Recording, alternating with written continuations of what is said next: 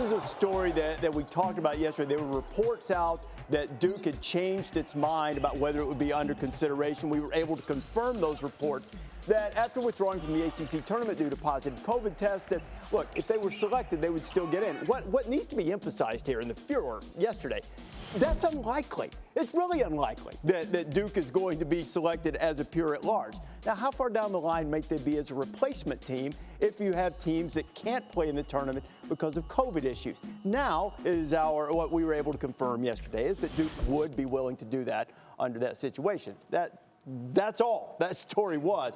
What about their case as an at-large team or as a replacement team? How far down the list would you have to go? As an at-large team, I'm not sure their case is very good at all, just to get in. But as a replacement team, I think they're in the first probably 4 or 5 for discussion. And why not leave the door open? It's been a year of uncertainty, so why not leave the door open for it? But I think the chances are slim that they would get a phone call to go to Indy. Fairleigh Dickinson decided they were going to not participate in the NCAA tournament. They looked at their resume. They thought it was pretty good. But you know what? Once they shut it down, they decided. But again, I got to tell you and so many people yesterday. Why are we talking about this? The point was here, and you were here. The point was, it's not a conversation. The point was this. Yeah. They said the season was over, and now they're saying we've reconsidered this. Yeah. That's all. That's all the point has been. Yeah, and the issue is, to Jay's point, I would think they'd be further down the line. And I just wouldn't want in this unconventional year for a team like Drake, for example, who I think is worthy to be in, especially as we start to talk about replacement teams, et cetera, et cetera. And so they had their opportunity, and unfortunately, they ended up having a player with the virus, and they had to pull out. So I'd like to see those guys rewarded in a year like this year. That's sort of the age-old question about what to do at the end of the line. Look, I think the NCAA tournament is the fairest thing in sports because every team has the same opportunity to win their automatic bid against their peers. Then after the automatic bids are decided, we say who are the best teams. All right, now, how we determine best team is a different issue. But this year, we're unlikely to have Duke. We're not going to have Kentucky, and we're not going to have an Ivy League team. Correct. To me, that's 3 spots that the committee gets to play with. Yes. And if it were me in charge, if I were king, which someday I will be. Tell me you're not. Yeah, which someday thinking you're king and being king are 2 different things.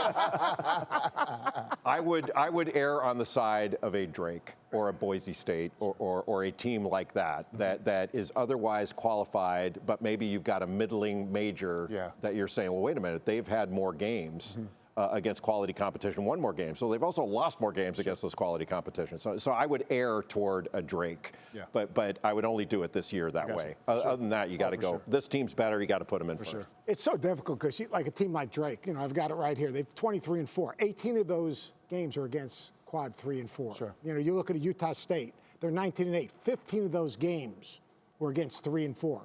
Who's probably not beating those teams in 3 and 4? So basically, they're playing a 5-game schedule in a lot of ways. And so, look, and I understand. I've been on both sides of that thing in terms of I've coached in the mid-major, I've coached in a high major. But you also have to show you can beat good teams. Sure. Because the whole idea is that if you didn't win your conference tournament, you're going to probably play against a pretty good team. So, I don't think that we should just say because it's a high major and they have a lot of losses. If they're a good team, they deserve to be in. If you think they're better, but I'm saying if it's a close, if you think it's a close call, tie goes to the little guy as to those 3 spots this year only. Let's look. The first 4 out, I think Wichita State's going to be really interesting. Wichita State won the American. And, they got knocked out of their conference tournament, but I think they fit that bill, too. I think you're going to see them. And I know that their resume is not really. This is why the at-large decision should have been made last Sunday. That's a good point. On the regular season only, and then championship week is just about the automatic bids, and the majors don't get more bites at the apple against the quality of competition they play, and the mid-majors can only have the bottom drop out. Like that isn't right. Can you imagine the television with that? If you knew that you were the last at large, and you're sitting there, and you've got a camera in the room with the team or the coach ready to throw a sock at the television as Oregon State takes down Colorado, and boom, you're gone. Yes. High drama. High drama, baby. High drama. Thanks for watching ESPN on YouTube. For live streaming, sports, and premium content, subscribe to ESPN+.